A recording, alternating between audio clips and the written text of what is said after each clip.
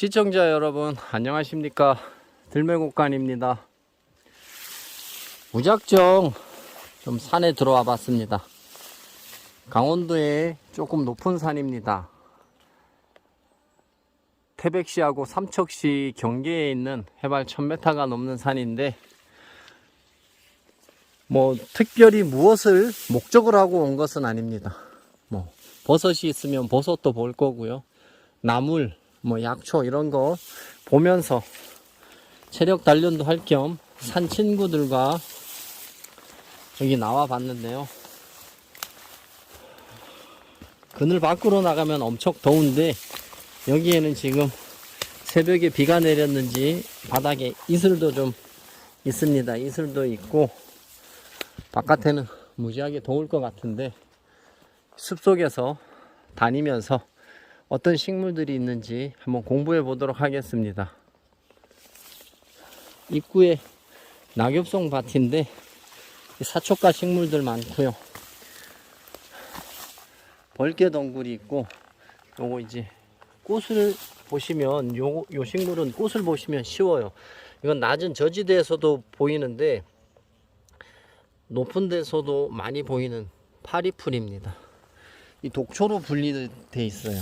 독초로 분류되어 있고, 꽃을 보시면 꽃이 작지만 꽤 이쁘장하게 생겼습니다. 이거 먹으면은 뭐 죽거나 그런 독이 아니고 살충 효과가 있어서 좀 몸에 안 좋은데, 계속 졸리는 현상이 나타난다고 합니다. 졸리는 현상이 나타나니까 그런 거 주의하시고, 그래도 독초로 분류되어 있으니까 안 드시는 게 좋겠습니다. 안 드시는 게 좋겠고요. 옆에 배추 이파리처럼 생긴 요 잎은 괭이눈, 괭이눈이 꽃이 지고 나면 잎이 이렇게 넓어지는 특성을 보입니다. 괭이눈도 종류가 한 4, 50여 종 되는 것 같아요. 우리나라에 상당히 많이 있습니다. 요거는 이제 오리방풀, 끝에 오리꼬랑지처럼 이런 식으로 뾰족하게 나와 있는 오리방풀인데, 이 오리방풀도 삼박하가 있고 방아풀이 있고 비슷한 것이 몇 종류가 있는데, 다 꿀풀가의 식물로서 나무를 할 수가 있습니다. 또 독특한 향이 나는 식물이라서 말려놨다가 차로 이용하셔도 좋은 그런 약초이자 나물입니다.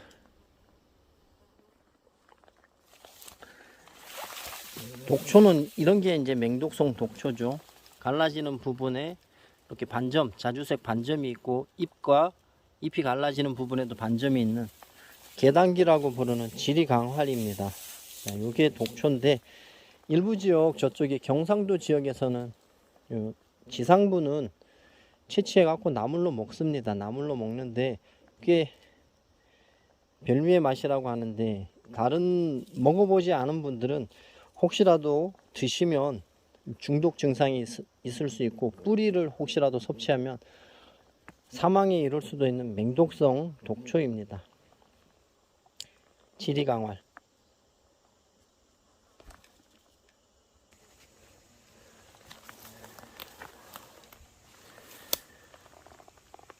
요 꽃은 높은 산 등산하시다 보면 많이 보일 거예요.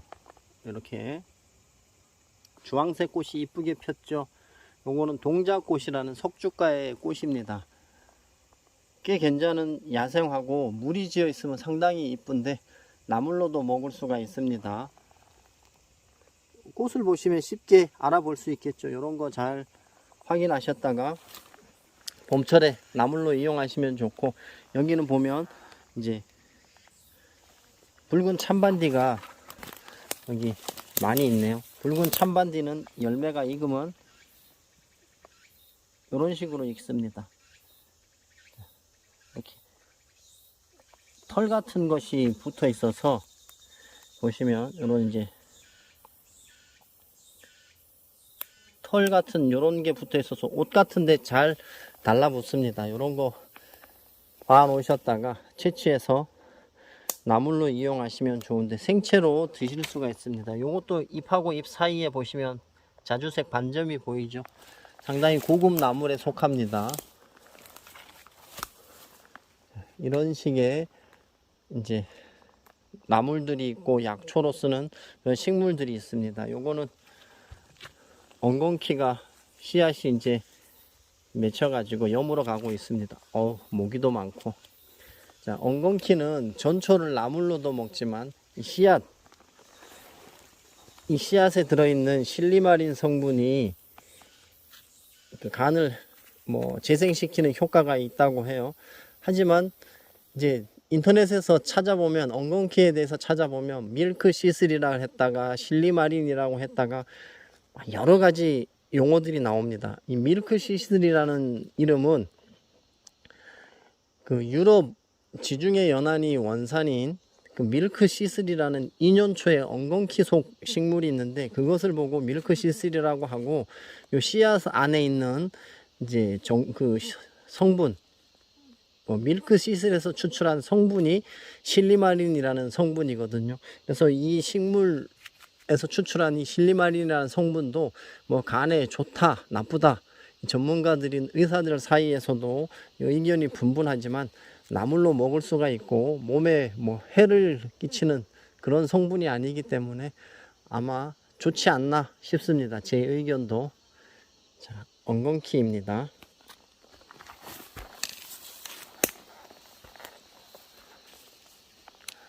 엉겅퀴가 이런 식으로 이제 씨앗이 맺혀서 꺾였어요. 요것도 완전히 여물지 못하고 그늘이라서 그런가 여물지 못하고 이렇게 말랐는데 요 꽃을 보시면 꽤 아주 작지만 이쁘게 생긴 꽃하고 그 밑에 동글동글하게 생긴 열매 있잖아요. 잎은 이런 식으로 생겼죠. 꽃이 특이하게 생겼고 밑에 열매에 보면 털 같은 게 생겼는데 여기에 이슬이 맺히면 굉장히 이뻐요. 그래서 여기에 털이 있고 이슬같이 생겼다 해서 요 식물 이름을 털이슬이라고 부릅니다. 털이슬, 쥐털이슬, 말털이슬 몇 가지 종류가 있는데 다 나물로 먹을 수가 있습니다. 여기는 털이슬 종류가 굉장히 많이 있네요. 그리고 숲을 거닐다 보면 요 식물 까실쑥부쟁이도 이렇게 보입니다. 까실쑥부쟁이는 만져보면 잎 뒷면 전체가 까실까실한 느낌이 나고요. 옆에 이렇게 넓은 잎 외잎쑥 까실쑥부쟁이하고 비슷한데 자세히 보시면 어딘가 모르게 좀 다릅니다. 이런 거 이제 잘 구분하셔서 나물 이용하시는데 참고하시면 좋겠습니다. 요거는 이제 또 다른 식물 쥐오줌풀이 이렇게 잎에 어릴 때 밑에서 올라올 때는 이런 모습을 하고 있습니다. 쥐오줌풀은 시판되는 그 약도 있을 만큼 여기 추출물이 불면증이라든가 우울증에 꽤 괜찮은 약초로 알려져 있습니다.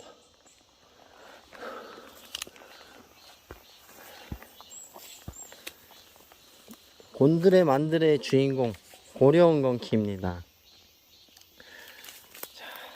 줄기에 털이 상당히 많고요. 잎이 이렇게 타원형으로 둥그렇게 생겼습니다. 이것을 이 동네 지역에서는 곤드레 나물이라고 부르죠. 털이 많아서 다른 나물들하고 똑같이 채취를 해서 가방에 담으면 한 배나 무겁기 때문에 우리 어릴 때는 이 나물 일부러 채취를 안 하고 하던 나물인데 지역 특산물이 되고 지역에서 이제 대단히도 재배도 하고 하다 보니까 유명해졌습니다.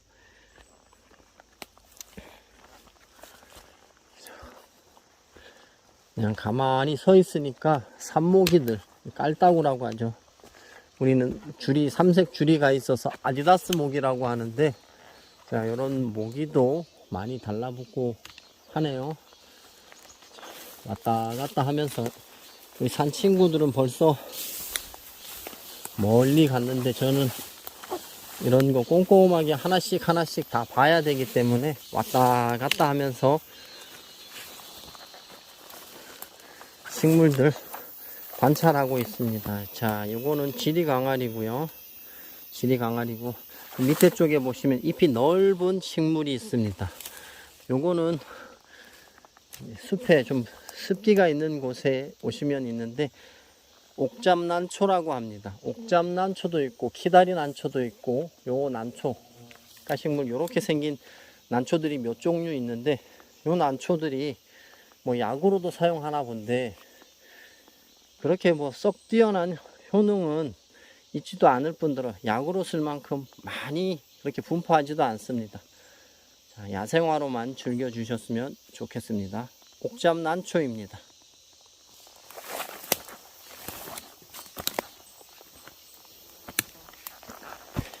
요거는 투구꽃이에요. 투구꽃인데 여기 놀이터 돼지가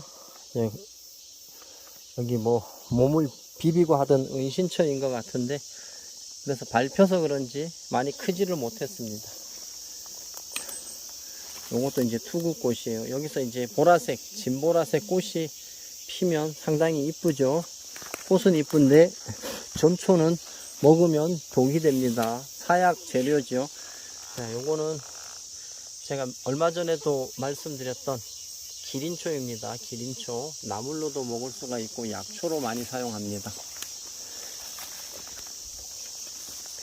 여기는 지리강알이 좀 상당히 많습니다. 지리강알이 많아서 주의를 하셔야 됩니다. 나물 뜯을 때 주변에 어떤 나물들, 독초가 있으면 항상 유심히 살피시고 주의를 하셔야 됩니다.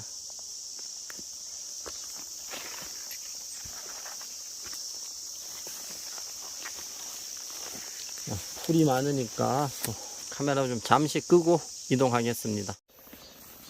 요거는 이제 구아치나 북분치가 이렇게 생겼는데, 정확하게 우리나라 도감에도 정확하게 기재가 안 돼 있어 가지고 조금 동정하는데 애매합니다. 여기는 보면 요거 이제 시호라고 아실 거예요. 약으로 쓰는 시호 중에 요거는 게시호입니다. 시호는 잎이 좁은데 게시호는 잎이 넓어요. 자, 약으로 쓸 수 있고 이런 초봄에 나물로도 먹을 수 있습니다. 그리고 여기 보면 잔대들이 씨앗이 떨어져서 상당히 많이 여기 있네요. 근데 이 동네 잔대들을 제가 한번 우연한 기회에 한번 뿌리를 봤는데 뿌리가 굉장히 가늘어요. 굉장히 가늘고 약으로 쓸 수 없을 만큼 가는데, 이런 거는 뭐 씨앗을 받을 수 있으면 받든지 아니면은 이동을 시켜서 크게 성장을 시키든지 해야 됩니다. 이 꽃은 초점이 잘 안 맞죠. 자, 꽃이 굉장히 작고 흰 요런 꽃이 피는데 좀 작습니다. 작아서 요거는 꽁해다리인데 좀꽁해다리입니다. 좀꽁해다리는 도로변 옆에도 많이 보이고 이곳저곳에서도 많이 보이는데 산에서도 보입니다. 여기는 고려엉겅퀴, 게시호. 요거는 무엇일까요? 요거는 쥐오줌풀입니다. 요 잔대도 보이고요. 잔대 어린잎 보이죠? 자꾸 보셔야 돼요. 요거 어린잎 요거 무엇인지 아시겠어요? 요거는 집신나물이거든요. 저라고 뭐 엄마 뱃속에서부터 이거 배워갖고 나왔겠습니까? 자꾸 보고 관심이 있어서 자꾸 보고 또 보고 하다 보면 작은 걸 보고서도 이 식물이 뭐구나 하고 알 수가 있는 거죠. 여기 1월 비비추가 꽃이 폈다가 지금 열매가 달리고 있습니다. 그 도감에 보면 국가생물종 지식 시스템에서 보면 산옥잠이라고 기술해 갖고 나와 있는데 정확하게 명칭만 나와 있지 어떻다라는 뭐 식물 그런 형태도 없고 제대로 된 그런 내용이 없어요. 근데 제가 생각해 보기에 옥잠화 비슷하게 닮았거든요, 잎이. 근데 요 1월 비비추가 흰 꽃이 피는 게 있습니다. 그래서 산에서 흰 꽃 피는 걸 보고 잎도 옥잠화를 닮았다, 그래서 산옥잠화라고 부르는 거 아닐까 싶은데, 유튜브에 이거 산옥잠화에 대해서 설명하신 분이 꽤 여럿 있습니다. 보시고 아마 제가 생각하기로는 1월 비비추 흰 꽃을 산옥잠화라고 부르는 게 아닐까 싶습니다. 약효는 똑같을 것이에요. 나물도 맛있고요. 요거 이런 봄철에 올라오는 거 장아찌 담으시면 엄청난 별미의 나물이 될 수가 있고요. 삶아서 말리셔도 꽤 괜찮은 나물입니다. 여기 완전히 뭐 비비추 굴락이네요. 그죠? 비비추 굴락이고 질이 강한 굴락이고. 자, 보시면 요 식물, 아유 올해 요 식물 내가 못 보고 지나가나 했는데 있네요. 자, 꽃 형태를 보면 앵초꽃이 이렇게 생기지 않았습니까? 요거는 보라색 꽃이 아주 이쁜 큰 앵초입니다. 잎이 둥글어서 어떤 분이 이거 병풍쌈 아니냐고 문의해 주신 분도 계시거든요. 근데 병풍쌈 아니고 앵초가의 큰 앵초라는 야생화이면서 나물로도 괜찮은 그런 식물입니다. 한번 보시면 꽃이 있을 때 봤으면 좋았을 걸. 제가 꽃은 사진으로 보여드릴게요. 요렇게 생겼습니다. 꽃은 요렇게 생겨서 굉장히 이뻐요. 큰 앵초입니다.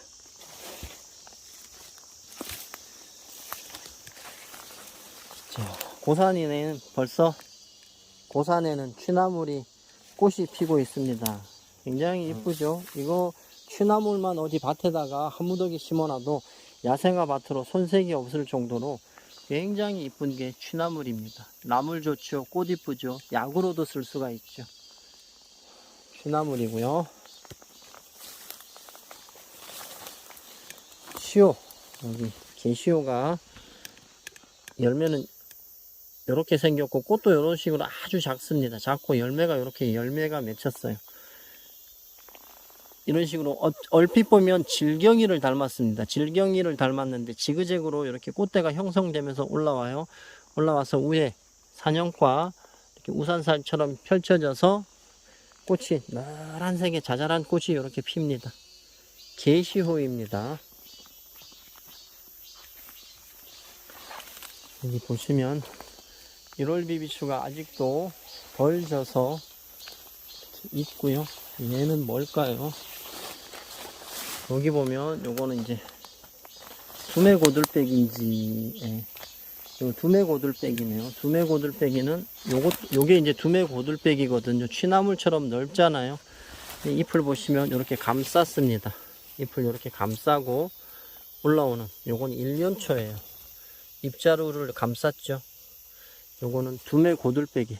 꽃이 고들빼기처럼 이런 식으로 노란색 꽃이 핍니다. 요거는 단연초가 아니고 1년초인 두매고들빼기입니다. 비슷한 걸로 산쓴바귀가 또 이렇게 비슷해요. 보시면 제가 몇 번 백두대간 산행하면서 보여드렸는데 요거 보시면 씨앗이 맺혔습니다. 노란 장대 씨앗은 이렇게 생겼는데 요런 것 이제 산에 다니시다가 보시면 조금 더 익었을 때 채취하셔다가 뿌리면 이 발화도 잘 되고 나물도 괜찮습니다. 묵나물로도 괜찮고 그냥 드셔도 되는 그런 나물 중에 하나입니다.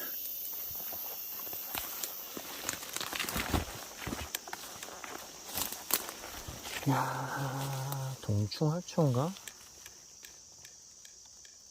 아, 그냥 버섯이네요. 동충하초는 아니고 그냥 버섯이네. 좋다가 말았네. 수리치 꽃이 이렇게 수리치랜다. 취나물 꽃이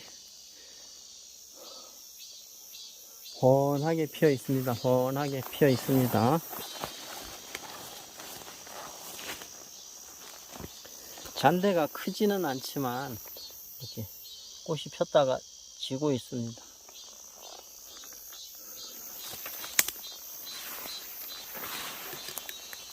잔대꽃이 피려고 하고 있습니다.